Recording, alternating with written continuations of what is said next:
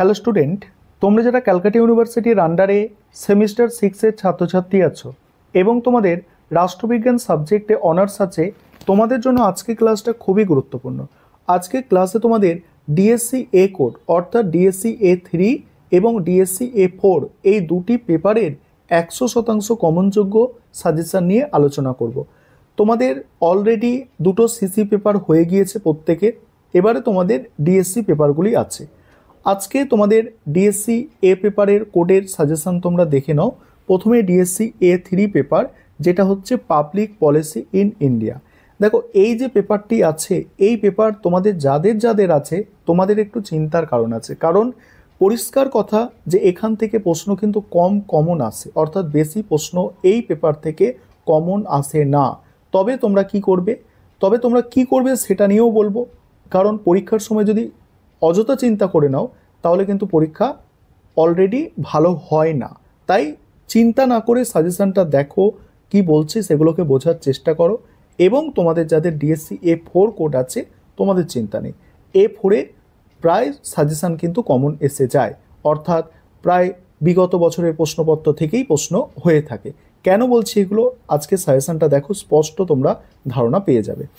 দেখো এখানে DSC A3 তোমাদের যাদের আছে তোমাদের বলি ছোট প্রশ্ন, অর্থাৎ এসিকিউর জন্য তোমরা বিগত 3 বছর অর্থাৎ 23, 22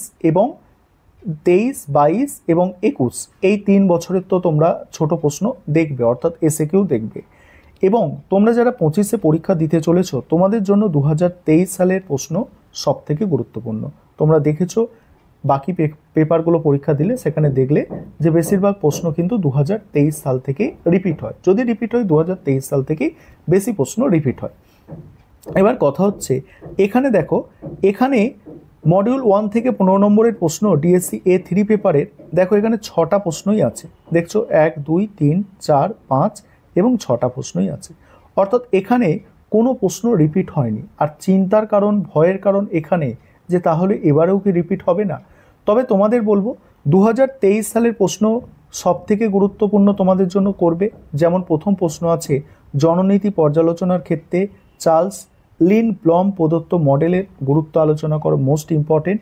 এবার এটা কিন্তু সব থেকে গুরুত্বপূর্ণ, এই যে 2 নম্বর প্রশ্ন, জননীতির তাৎপর্য বা জননীতির গুরুত্ব। দেখো জননীতির তাৎপর্যও যা জিনিস, জননীতির গুরুত্বও তাই জিনিস, ঠিক আছে।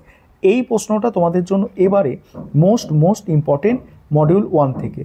আর কি আছে দেখো, জননীতির প্রণয়ন বলতে কি বোঝো, এর সাথেই সেটা অ্যাড করে দিতে পারে যে জননীতি প্রণয়ন কাকে বলে, জননীতির গুরুত্ব বা তাৎপর্য আলোচনা করো।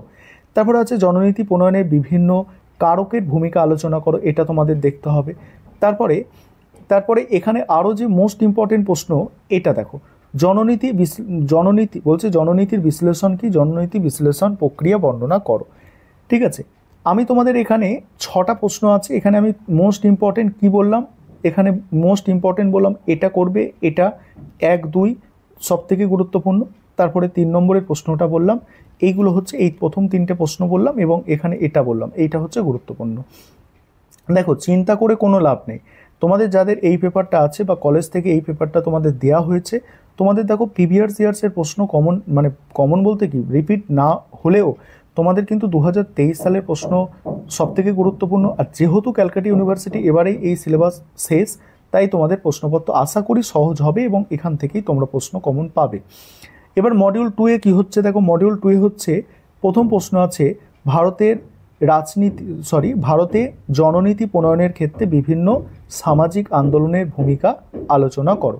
সেকেন্ড প্রশ্ন আছে গ্রামীণ ভারতের অর্থনৈতিক উন্নয়নের প্রশ্নে মনরেগা প্রকল্পের ভূমিকা মূল্যায়ন করো। এই যে মনরেগা প্রকল্প, এটা কিন্তু একটা মোস্ট ইম্পর্টেন্ট প্রশ্ন।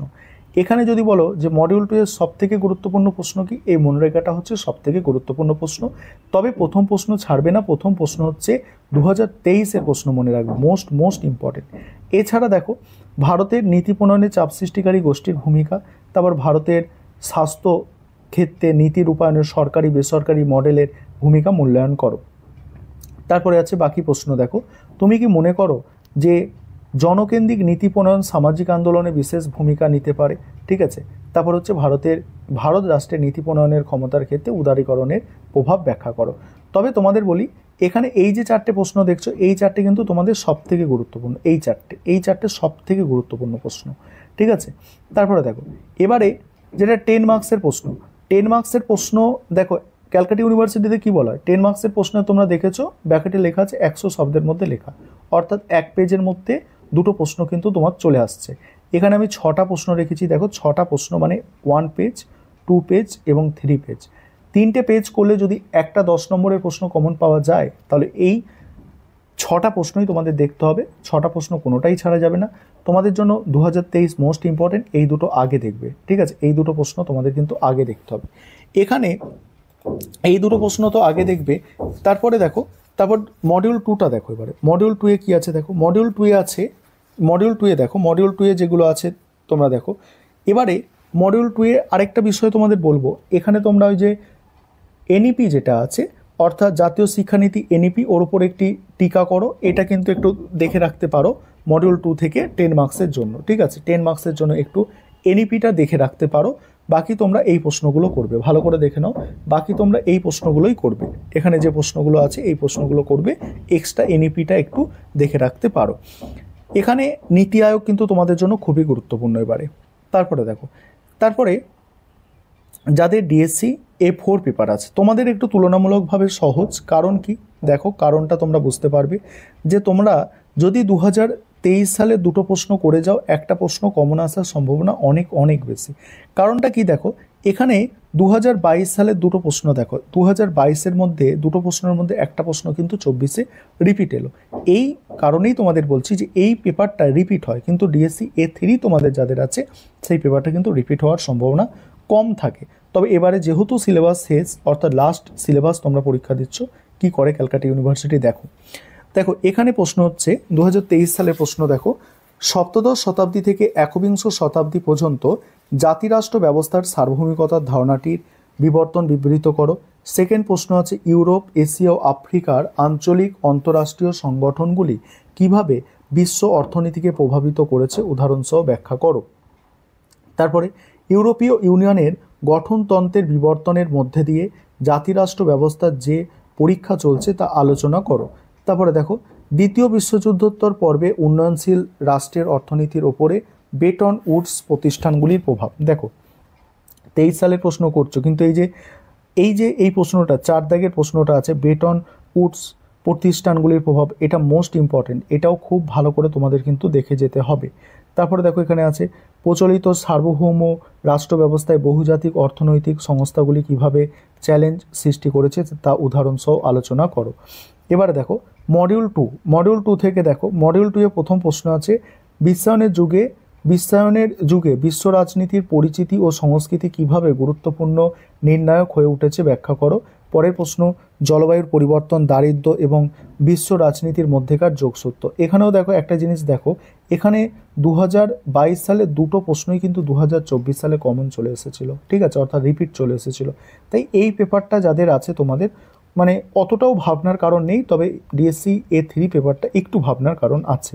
তারপরে তোমরা এই দুটো প্রশ্ন দেখতে পারো, তবে প্রথম যে দুটো প্রশ্ন আছে না, ওই দুটো প্রশ্ন দেখলেই মানে মডিউল 2 থেকে এই দুটো প্রশ্ন যদি তোমরা করে যাও, একটা প্রশ্ন একদম নিশ্চিত কমন পাবে, এই দুটো প্রশ্ন 15 মার্কসের। তারপরে দেখো এখানে দেখো 10 নম্বরের প্রশ্ন, প্রথম দুটো মোস্ট ইম্পর্টেন্ট। একটা হচ্ছে প্রচলিত সার্বভৌম রাষ্ট্র ব্যবস্থায় অরাষ্ট্রীয় অর্থনৈতিক কারকের চ্যালেঞ্জগুলি সংক্ষেপে লেখো। তারপর হচ্ছে সমকালীন বিশ্ব রাজনীতিতে বিশ্ব বাণিজ্য সংস্থার তাৎপর্য। তারপরে দেখো বাকি প্রশ্ন দেখে নাও। এবং তারপর মডিউল 2 থেকে দেখো, মডিউল 2 থেকে প্রথম দুটো প্রশ্ন মোস্ট ইম্পর্টেন্ট, ঠিক আছে, মোস্ট ইম্পর্টেন্ট, এই দুটো প্রশ্ন হচ্ছে মোস্ট ইম্পর্টেন্ট। তারপরে তোমরা বাকি প্রশ্নগুলো একটু দেখে যাবে। আর ছোট প্রশ্নের ক্ষেত্রে তোমাদের বললাম দুটো পেপারের ক্ষেত্রেই তোমরা 2023, 2022 এবং 2021-এর এসএকিউগুলো আগে সলভ করবে, তারপরে তোমরা এক্সট্রা কিছু যদি ছোট প্রশ্ন করতে পারো তখন করবে।